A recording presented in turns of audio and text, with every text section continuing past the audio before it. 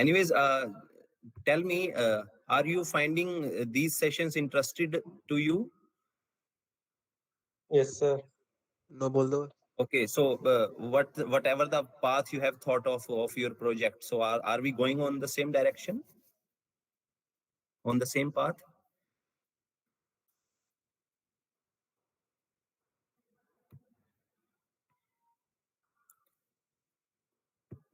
चलिए सिंपल भाषा में पूछता हूँ, क्या आपको सीखने को मिल रहा है?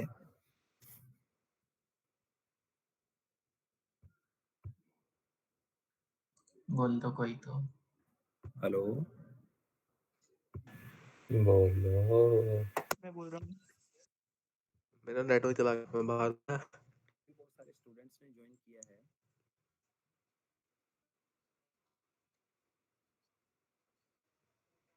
Am I not audible?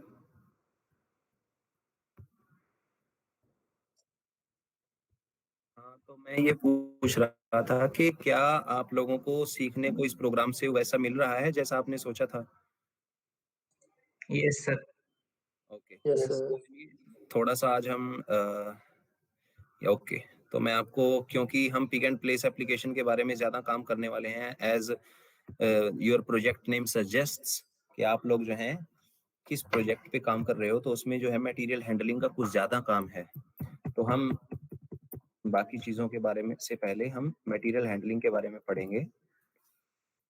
So and effectors की क्लासिफिकेशन में एक टाइप होते हैं ग्रिपर, क्योंकि एंड इफेक्टर उसे बोलते हैं जो रोबोट की रिस्ट पे माउंट किए जाते हैं. ठीक है, रोबोट की रिस्ट पे माउंट किए जाते हैं. जैसे कि हमारा हाथ है, हमारी बाजू के लिए हमारा हाथ क्या है? एक एंड इफेक्टर है, क्योंकि ये एक्सटर्नल एनवायरनमेंट में जाकर ही कोई टास्क परफॉर्म कर रहा है या हमारी सराउंडिंग्स को मैनिपुलेट कर रहा है. So something which acts and which manipulates the surrounding of the work envelope or object is called end effector. ठीक है, तो क्योंकि ये बिल्कुल रिस्ट के एंड पे माउंट होता है, इसलिए इसको एंड इफेक्टर बोलते हैं. तो एंड इफेक्टर वैसे तो 3 टाइप के होते हैं, tool type, gripper type, sensor type, but उन सब में हम ज्यादा ना जाकर हम ग्रिपर टाइप के बारे में बात करेंगे और फिर ग्रिपर की क्लासिफिकेशंस के बारे में हम देखेंगे कि कैसे कैसे की जाती है. सो इंडस्ट्रियल स्टैंडर्ड्स पे ग्रिपर की क्लासिफिकेशन आपके सामने है बिल्कुल. टाइप्स ऑफ रोबोट ग्रिपर, ये बेसिकली 3 टाइप से क्लासिफिकेशन की गई है, based on source of energy, based on material and mechanism, based on number of jaws. So simply based on source of energy, यानी कि क्या पावर, मतलब किस एनर्जी सोर्स का यूज किया जा रहा है, किस पावर का यूज किया जा रहा है ग्रिपर को एक्चुएट करने के लिए. दूसरा based on material and mechanism, कि किस मटेरियल और मैकेनिज्म का यूज करके वो बनाए गए हैं. और तीसरा है based on number of jaws. अब नंबर ऑफ जॉज के भी बिहाफ पे हम इनको क्लासिफाई करते हैं कि 2 जॉ ग्रिपर है, 3 जॉ ग्रिपर है, 4 जॉ ग्रिपर है या 5 जॉ ग्रिपर है. तो इस तरीके से हम ग्रिपर की क्लासिफिकेशन करते हैं. चलिए अब हम देखते हैं. सो ये है based on source of energy. ये एनर्जी के सोर्स के बेस पे जो है आपके सामने कुछ ग्रिपर्स के एग्जांपल हैं. Vacuum gripper, hydraulic gripper, electromechanical gripper, magnetic gripper and pneumatic gripper. ये सारे जो हैं अलग अलग एनर्जी सोर्स पे ऑपरेट होते हैं. फंक्शन सेम ही रहता है, लेकिन प्रॉपर्टी वैल्यू वेरी करती है. अब जैसे कि अगर मैं बात करूं, मैग्नेटिक ग्रिपर को बहुत ज्यादा हायर पेलोड कैपेसिटी के लिए हम यूज नहीं कर सकते. दूसरी तरफ हाइड्रोलिक ग्रिपर को हम हायर पेलोड कैपेसिटी के लिए यूज कर सकते हैं. वैक्यूम ग्रिपर को भी हम जो है ऐसी जगह पे यूज कर सकते हैं, लेकिन बहुत ही ज्यादा हायर पेलोड कैपेसिटी के लिए बहुत ज्यादा हायर वैक्यूम चाहिए होता है, जिसका जो बहुत ही महंगा पड़ता है, तो इसको भी हम एक तरीके से वहां यूज नहीं कर सकते. दूसरा फिर डेलिकेट मटेरियल को हम इलेक्ट्रोमैकेनिकल ग्रिपर से नहीं उठा सकते. सपोज कीजिए बहुत ही नाजुक सा कोई पार्ट है जिसको टच करने से, क्योंकि ग्रिपर तो एकदम से पल्स के साथ क्लोज हो जाते हैं, तो जैसे ही वो बंद हुआ वहां पे कोई डेंट आ गया, तो ऐसे नाजुक पार्ट्स को हम वैक्यूम ग्रिपर से उठाते हैं. ठीक है, या फिर हाइब्रिड ग्रिपर से उठाते हैं, वो आगे आएगा जब मैं आपको समझाऊंगा. पहले देख लेते हैं हम वैक्यूम ग्रिपर का काम, किस तरीके से वैक्यूम ग्रिपर जो है काम करता है. ये इसके कप्स होते हैं वैक्यूम ग्रिपर के, और ये देखिए जैसा कि आप देख सकते हो प्लेट के ऊपर आए, इनके अंदर वैक्यूम जनरेट हुआ और फिर इन्होंने प्लेट्स को जाकर दूसरी जगह पे रख दिया। और जैसा कि आप देख रहे हो कि ये बिल्कुल जमीन पे नहीं रखते ऑब्जेक्ट को, they keep a little distance between the base and the object so that after releasing the vacuum the gripper can be fully expanded। अगर ये fully expand नहीं होता है तो वैक्यूम को रिलीज होने में थोड़ी इशू आती है, इसलिए जो है हल्का सा माइन्यूट सा वहां पे गैप रखा जाता है कि वो फुली एक्सपेंड हो जाए ग्रीपर और वैक्यूम रिलीज होने पे ऑब्जेक्ट जो है आसानी से प्लेस किया जा सके। So this is how the vacuum grippers works actually. अब हम देखते हैं न्यूमेटिक ग्रीपर किस तरीके से काम करता है। We will see how a pneumatic gripper works। अब न्यूमेटिक ग्रिपर का फंडा जो है वो ये है, जब इसके अंदर ये आप जो इसकी असेंबली देख रहे हो, let me pause the video, ये जो यहाँ पे पार्ट है सिलेंडर और पिस्टन असेंबली, इसके साथ ये जो है इसके टीथ अटैच किए गए हैं। अब इन टीथ पे जब ये स्लाइड करता है, ये रोल ये जो कॉलम है इसके ऊपर जब स्लाइड करता है तो ये टीथ को बाहर की तरफ पुश करता है, यानी कि ग्रीपर जो है खुल जाता है। और जब ये नीचे मतलब कि ये पिस्टन सिलेंडर के अंदर जाता है तो ये बाय डिफॉल्ट इनकी जो सेटिंग होती है अपनी उस सेटिंग पे आ जाते हैं, यानी कि क्लोज्ड पोजीशन पे आ जाते हैं। और ये ऐसा होता कैसे है, जब हम इस सिलेंडर के अंदर न्यूमेटिक प्रेशर को एक्सर्ट करते हैं, ठीक है, जब भी हम न्यूमेटिक प्रेशर की सप्लाई सिलेंडर को देंगे, पिस्टन सिलेंडर से बाहर आएगा और ये पिस्टन जो है, पिस्टन से बंधा ये जो कॉलम है, जो माउंट किया गया कॉलम है, ये कॉलम स्लाइड की मोशन से स्लाइड करके इन टीथ को जो है दूर धकेलेगा। इस तरीके से ग्रिपर ओपन होता है और क्लोज होता है। Now as you can see, ये आया जो इसने खोल दिया ग्रिपर को, और जब ये फिर वापस गया, जब हमने प्रेशर को रिलीज कर दिया तो ये जो है वापस अपनी ओरिजिनल पोजीशन पे आ गया। तो यानी कि इसकी बाय डिफॉल्ट पोजीशन जो थी वो क्लोज पोजीशन होती है विद सम असेंबली और स्प्रिंग असेंबली। उस क्लोज पोजीशन को हम ओपन करते हैं, जिसकी वजह से ये ऑन एंड ऑफ का काम करता है ग्रिपर। अब हम एक बार देख लेते हैं कि इलेक्ट्रोमैकेनिकल ग्रिपर कैसे काम करता है।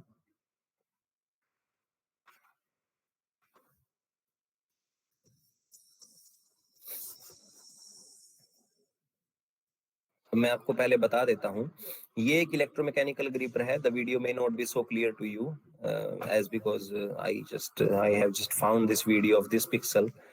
सो इस इलेक्ट्रोमैकेनिकल ग्रिपर में this gripper has a linear servo motor which is actuating here। if you can see, जो ये ग्रिपर के टीथ हैं बड़े, इन टीथ के बिल्कुल पीछे ये जो फ्लैट पार्ट है, यहाँ पे लीनियर सर्वो मोटर लगी हुई है। तो जब उसको पावर दी जाती है तो वो जो है एक्चुएट करती है, और विद द गियर असेंबली, उसके गियर असेंबली से इन टीथ्स को जो है माउंट किया गया है कि सर्वो जब सर्वो क्लॉकवाइज रोटेट करेगी तो ग्रिपर खुल जाएगा, एंटी क्लॉकवाइज रोटेट करेगी तो ये ओपन हो जाएगा, क्लोज हो जाएगा। तो इस तरीके से इलेक्ट्रोमैकेनिकल ग्रिपर काम करता है। यानी कि कहने का मतलब है कि इलेक्ट्रोमैकेनिकल स्ट्रक्चर जिसमें मोटर है, गियर्स हैं और शाफ्ट है, पूरा मैकेनिकल स्ट्रक्चर है, that's why it is called electromechanical gripper. इस टाइप के ग्रिपर्स की जरूरत इसलिए पड़ी क्योंकि ये ग्रिपर जो है किसी भी मतलब एक ग्रिपर बहुत ही ज्यादा एक्सपेंड भी हो सकता है मैक्सिमम, और मिनिमम श्रिंक भी हो सकता है। जैसे हमने पिछले ग्रिपर देखे थे, वो न्यूमेटिक ग्रिपर था, उसकी एक लिमिट थी, लेकिन इसमें जितनी लंबी ये शाफ्ट होगी जिसके ऊपर ये टीथ माउंट किए गए हैं, ये उतना ही लंबा एक्सपेंड कर सकते हैं, उतना ही लंबा उतने ही मिनिमम ये जो है shrink हो सकते हैं। So that's why they are generally used in the assembly of wheels and tires and all that।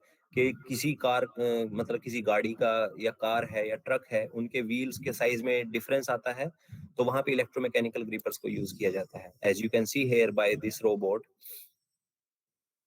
ये देखिए,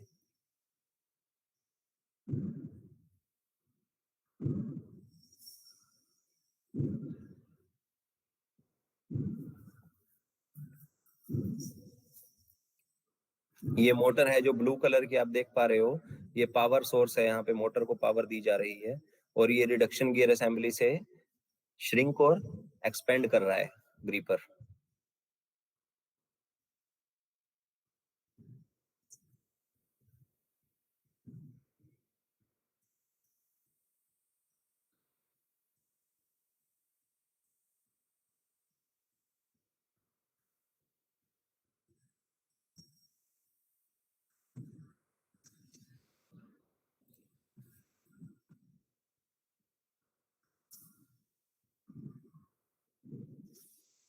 अब ये देखिए, अब छोटा पीस आया तो ये जो है श्रिंक हो गया। Now the diameter of the wheel was short, so that's why it got shrunk. ये मैकेनिकल इलेक्ट्रोमैकेनिकल ग्रिपर्स की खासियत होती है, इनको प्रोसेस के अकॉर्डिंग फ्लेक्सिबल बनाया जा सकता है कि अगर प्रोसेस में वेरिएशन है कि एक बार बड़ा पार्ट उठाना है, दूसरी बार छोटा पार्ट उठाना है,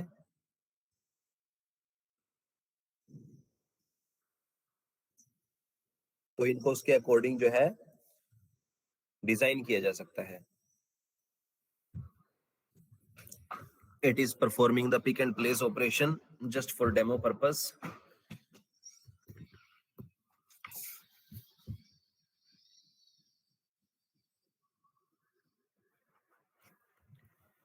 So ये तो थी वर्किंग एक इलेक्ट्रोमैकेनिकल ग्रिपर की। अब हम देखते हैं वर्किंग एक हाइड्रोलिक ग्रिपर की। हाइड्रोलिक ग्रिपर्स जो हैं ये न्यूमेटिक ग्रिपर की तरह ही होते हैं।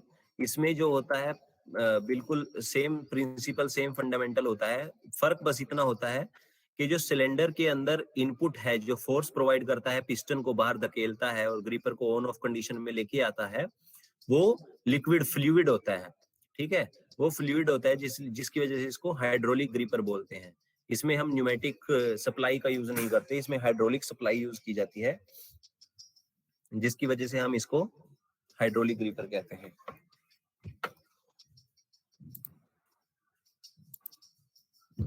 I think video get paused. Anyways, आपको शायद देख के ये समझ आ गया होगा।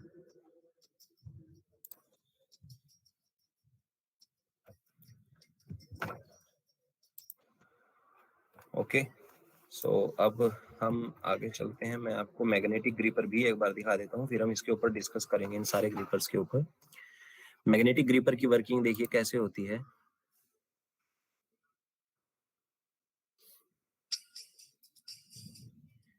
ये देखिए, ये मैग्नेट था। मैग्नेट जो पहले जिसकी पोजीशन ऊपर थी, ये जो एयर पाइप्स लगे हुए हैं, ये न्यूमेटिक सप्लाई है। पहले सक कर रखा था मैग्नेट को ऊपर, फिर सक्शन रिलीज किया, मैग्नेट जो है बेस पे पहुंचा, ऑब्जेक्ट को पिक किया, उसके बाद जो है प्लेस किया, फिर यहाँ पे जाके इसने दोबारा सक किया मैग्नेट को, उसने ऊपर उठाया।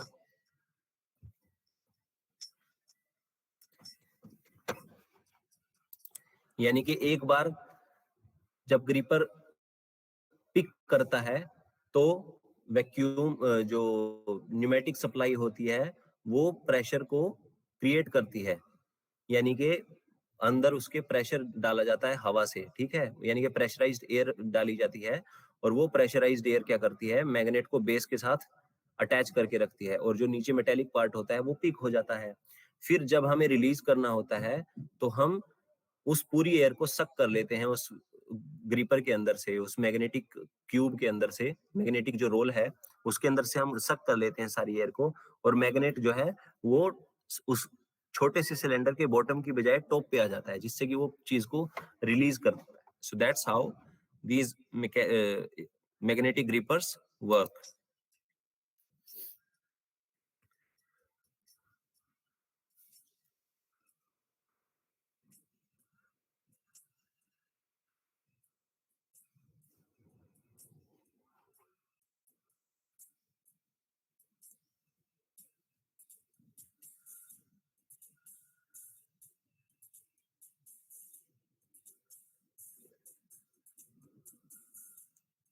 तो ये था मैग्नेटिक ग्रिपर के बारे में। अब हम gripper based on material of mechanism एक बार देख लेते हैं। आपकी स्क्रीन पे आपको दिखाई दे रही होंगी 3 अलग अलग images. rigid gripper, soft gripper, hybrid gripper. Now let me tell you what are rigid grippers. Rigid gripper वो gripper होते हैं जिसमें कि part जो है rigidly grip किया जाता है, यानी कि जो ग्रिपर का जो क्लैंपिंग एरिया है वो बहुत ही ज्यादा रिजिड है, सॉलिड है, जिसमें कि कोई भी फ्लेक्सिबिलिटी की चांसेस नहीं है। यानी कि अगर मैं ऐसे कहूं कि ग्रिपर जो है वो 10 mm तक ग्रिप कर सकता है, उससे ज्यादा को ग्रिप नहीं कर सकता। तो अगर हम उसके ग्रिपर के अंदर कोई 12 mm की या 15 mm का ऑब्जेक्ट रखेंगे और उसको ग्रिप करवाने की कोशिश करेंगे, और अगर वो पार्ट उतनी स्ट्रेंथ बियर नहीं कर सकता, तो हो सकता है ग्रिपिंग फोर्स उस पार्ट को तोड़ दे। तो इस वजह से इसको जो है रिजिड ग्रिपर बोला जाता है, क्योंकि ये जो है इसमें टॉलरेंस बिल्कुल भी नहीं होती। अब सॉफ्ट ग्रिपर आपको ये बिल्कुल सेंटर इमेज दिखाई दे रही होगी, इसने एक बीटल को पकड़ा हुआ है, देखिए इतना सॉफ्ट है कि ये जो कीड़ा है, ये जो ग्रिप किया हुआ है, ये भी आराम से मतलब इसको भी कोई नुकसान नहीं पहुंचा। मतलब इनकी तो जो हम ये इंसेक्ट्स होते हैं, इनकी तो स्किन बहुत ही सोफिस्टिकेटेड और बहुत ही मतलब डेलिकेट होती है ना, बहुत सॉफ्ट होती है, तो वो भी उसको भी डैमेज नहीं कर रहा है। ये इतना सॉफ्ट ग्रीपर है। ये ग्रीपर ऐसे ग्रीपर जनरली उन एप्लीकेशंस में काम आते हैं जहां पे बहुत ही ज्यादा सॉफ्टनेस रिक्वायर्ड होती है। जैसे कि आपने अगर देखा हो जो वाइप्स आते हैं ना, वाइप्स आते हैं बेबी वाइप्स, तो वो जो उसका जो कॉटन जब फिल्टराइज किया जाता है, तो उस कॉटन के बड़े बड़े क्यूब बना लिए जाते हैं। मतलब बड़े क्यूब इन द सेंस कि वो होता तो 100 ग्राम का ही है, लेकिन साइज बहुत बड़ा हो जाता है, और उसकी हैंडलिंग इतनी नाजुक और इतने प्यार से की जाती है कि अगर उसको ज्यादा प्रेस करेंगे तो क्योंकि ट्रांसपोर्टेशन होना होता है, अभी फाइनल प्रोडक्ट बना नहीं है, तो वो खराब हो जाता है। तो इसकी वजह से जब उसकी इंडस्ट्री में पैकेजिंग की जाती है हैंडलिंग करके, तो वहां पे इस टाइप के सॉफ्ट ग्रिपर्स यूज किए जाते हैं। दूसरा, इस टाइप के सॉफ्ट ग्रिपर्स जो हैं अक्सर ग्लास के वर्क में यूज किए जाते हैं, जहाँ पे ग्लास का काम होता है, ठीक है, शीशा जिसे बोलते हैं, उस ग्लास के वर्क में यूज किए जाते हैं, क्योंकि वहां पे अगर हम टीथ ग्रिपर का या फिर रिजिड ग्रिपर का, इलेक्ट्रोमैकेनिकल ग्रिपर्स का यूज करेंगे तो कांच के टूटने का डर रहता है, ठीक है, तो इसलिए वहां पे सॉफ्ट ग्रिपर्स को यूज करते हैं। अब बात आती है हाइब्रिड ग्रिपर्स की।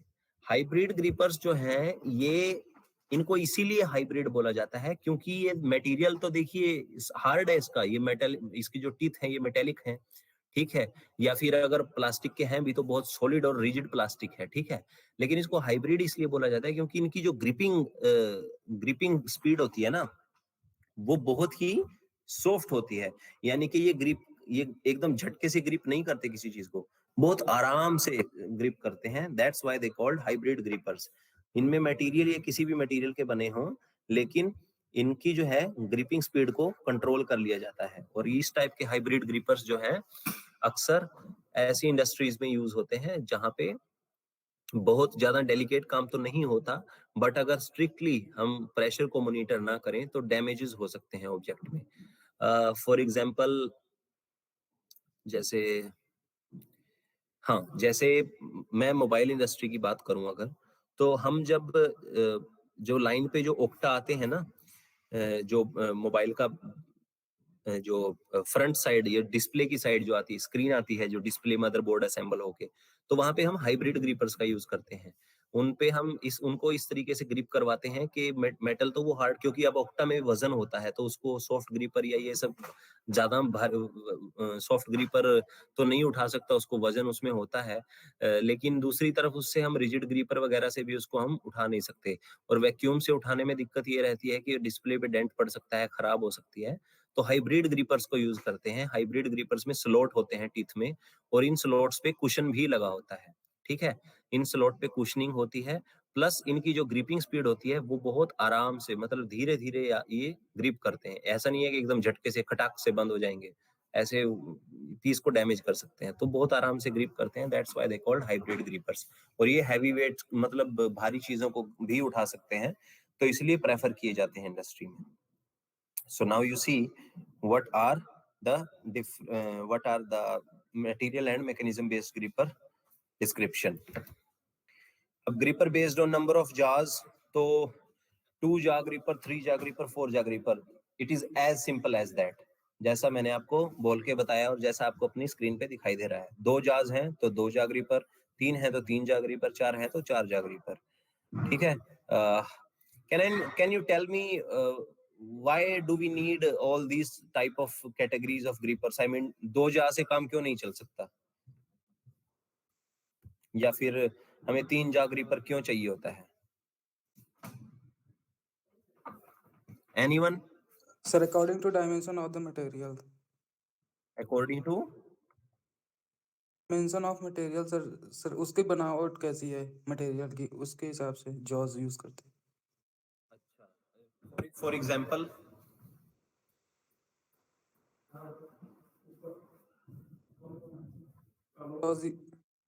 सर ट्रायंगल शेप का है तो 3 जॉज यूज कर लेंगे। ट्रायंगल के लिए 3 जा यूज किया जाएगा, ओके। और कुछ, और कोई एग्जांपल?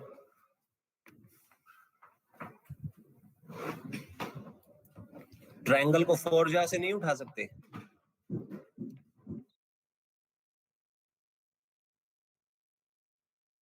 Okay, yes. तो वही है जैसा आप लोगों ने अभी मेंशन किया, we need them because according to the shape requirement, according to the material shape, according to the base material shape, we cannot grip all the things with the two jaw gripper, and we cannot grip all the things with 3 jaw gripper. So sometimes we need 4 jaw gripper, or sometimes we need 2 jaw gripper, and sometimes we need 3 jaw gripper. For example, if I say in ball manufacturing or in glass ball manufacturing industry, where generally everything is spherical, okay, everything is spherical, so spherical things cannot be gripped with 2 jaw gripper or 4 jaw gripper, because they will be needing a 3-dimensional support. That's why a 3 jaw gripper is always used in spherical objects. जो ball type के गोल type की जो गेंद होती हैं, या फिर ऐसे जो गोल मटेरियल बनता है, उनके लिए 3 जा, क्योंकि उनको एटलीस्ट 3 जा डायमेंशनल जो है सपोर्ट चाहिए होती है. So that's why we need all these type of grippers according to the job requirement. So now we have a selection of a gripper. हम gripper की selection करते टाइम हमें कौन कौन सी चीजें जो है ध्यान में रखनी चाहिए. So nature of the process, type of product, material, production rate, productivity, weight of the job. Okay. Do you know what is productivity? Anyone if could tell me, it would be great. What is productivity? Sir per unit time में कितने units product हो रहा है. Per unit time में कितने units product हो रहा है. Okay, and then what is production rate? Sir that's production rate. Per unit time में जितने बन रहे हैं, that's production rate. Yes sir. And what is productivity then? Sir productivity basically efficient way में हम कैसे बना पा रहे हैं अपने इनपुट से, मतलब आउटपुट में, मतलब कन्वर्जन रेट कितना सही है. Something close to line. Okay, let me tell you.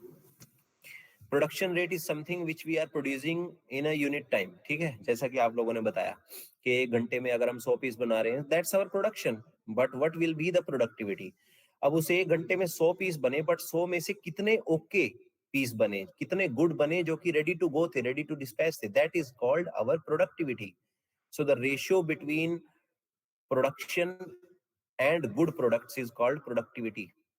किसी कंपनी का अगर प्रोडक्शन रेट हाई है, तो हम ये नहीं कह सकते कि वो प्रोडक्शन के वो कंपनी प्रोडक्टिविटी अच्छी कर रही है. Maybe they are producing more things, more goods, but it doesn't matter, it doesn't mean कि वो प्रोडक्टिविटी भी ज्यादा कर रहे हैं. प्रोडक्टिविटी किसी भी कंपनी की, चाहे वो एक कंपनी 50,000 पीस बना रही है एक दिन में और एक कंपनी 5,000 बना रही है, तो 5,000 वाली है वो तो उसमें से सिर्फ 10 पीस गलत है, उसके 4,990 पीस ओके हैं. लेकिन जो 50,000 वाली है उसके 5,000 पीस गलत हैं और 5,000 वो 45,000 पीस ओके बना रही है. तो प्रोडक्टिविटी किसकी हाई होगी? ऑब्वियसली 5,000 वाली की, क्योंकि परसेंटेज ऑफ गुड प्रोडक्ट्स तो उसी का ज्यादा है ना. Is it clear? Sir okay, so Yes, sir. हम बात कर रहे थे कि yes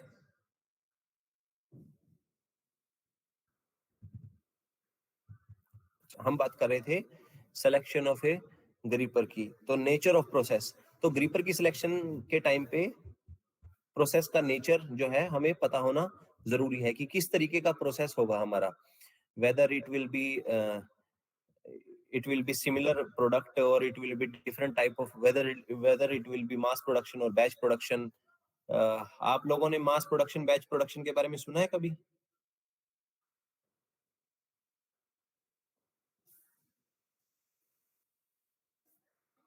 hello,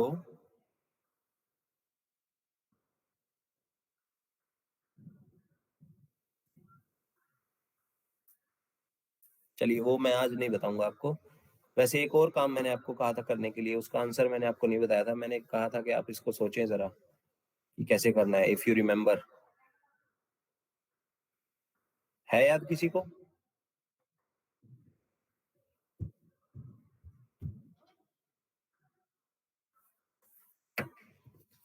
can you hear me? मेरी आवाज आ रही है ना आप लोगों तक?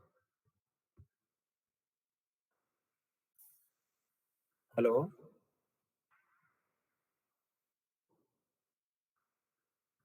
Yes, sir.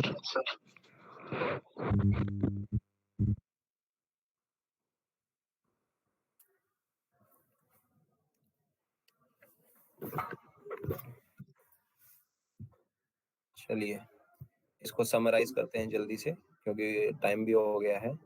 So nature of the process, process का नेचर पता होना हमें जरूरी है कि किस तरीके का प्रोसेस होगा, whether it will be single product type process और dual product type process, mass production होने वाला है या बैच प्रोडक्शन।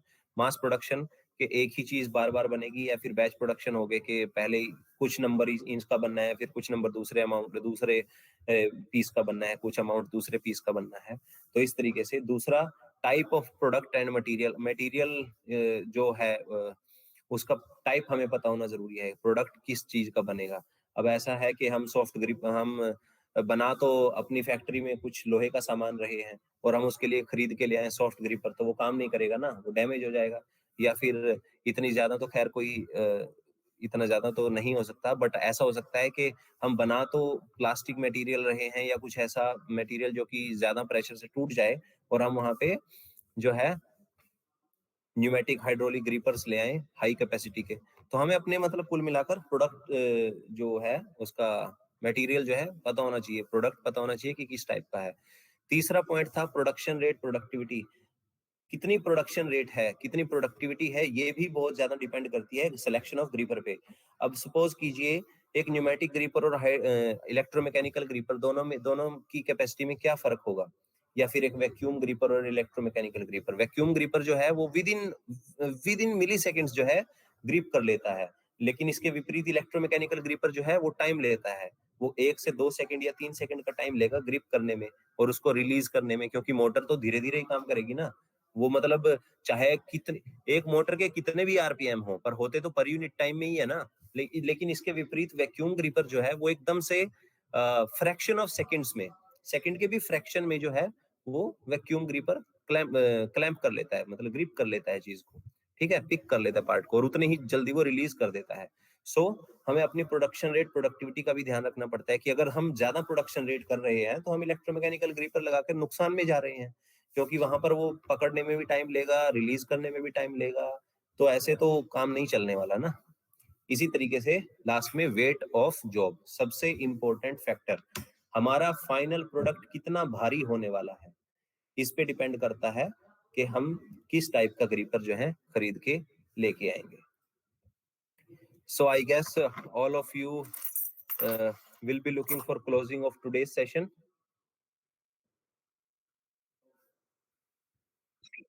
Yes, हाँ जी, कल क्या है कल? ओके, कल ट्रैवल कर रहे हैं तो अपना लैपटॉप या कनेक्टिविटी साथ नहीं रहेगी? नहीं सर, रास्ते में सर। ओके, चलिए ठीक है, तो कल आप लोग ट्रैवल कर रहे हो, कल हम क्लास नहीं करेंगे, दैट इज फाइन। अच्छा, ऐसा हो सकता है क्या कि आप जो ये कल, क्योंकि देखिए आप लोग मेरे पास लिमिटेड टाइम के लिए हो, मैं बहुत ज्यादा दिनों तक ये सेशन जो है हम लोग नहीं खींच सकते, क्योंकि आगे आगे जो है ऑफलाइन क्लासेस भी स्टार्ट होने वाली हैं। तो हम इसके बदले जो है मंडे को 2 घंटे की क्लास करेंगे। Will that be fine?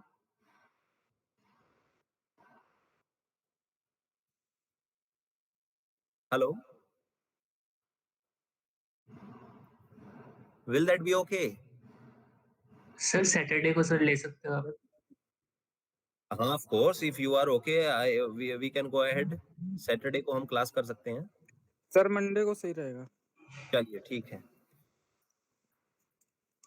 Monday को 3 से 5 मैं कोशिश करूंगा सूरज जी से बात करके, और 3 से 5 हम 2 घंटे की क्लास करेंगे, क्योंकि अभी तक हम टीचिंग पे मतलब आ रहे हैं। मैं आपको क्योंकि फंडामेंटल्स पता होने, चीजों का थोड़ा बहुत तो पता होना जरूरी है, इसलिए ये चीजें थोड़ा सा आपके कंसर्न में डाल रहा हूँ। फिर हम थोड़ा टीचिंग के बारे में पढ़ेंगे कि टीचिंग कैसे करते हैं रोबोट की, how exactly do we pick a play part and then place a part. Okay, इसके अलावा कोई और क्लास भी है क्या आपकी मंडे को? तो मैं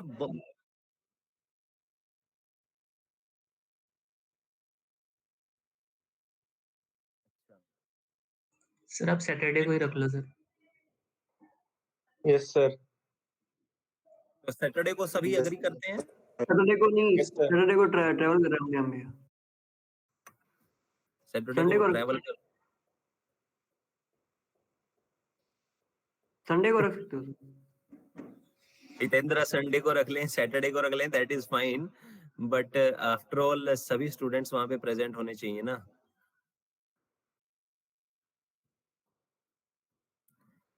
ओके, डू वन थिंग, आप मंडे मॉर्निंग में आपका क्या सेशन रहता है बताइए?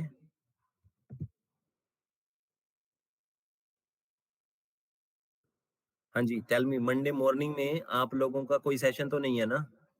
No sir.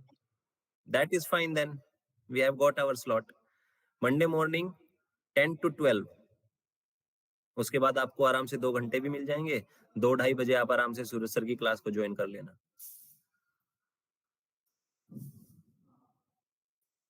Okay, okay sir. That's the go. चलिए, let me take your attendance. Monday को हम मिलेंगे सुबह 10 बजे,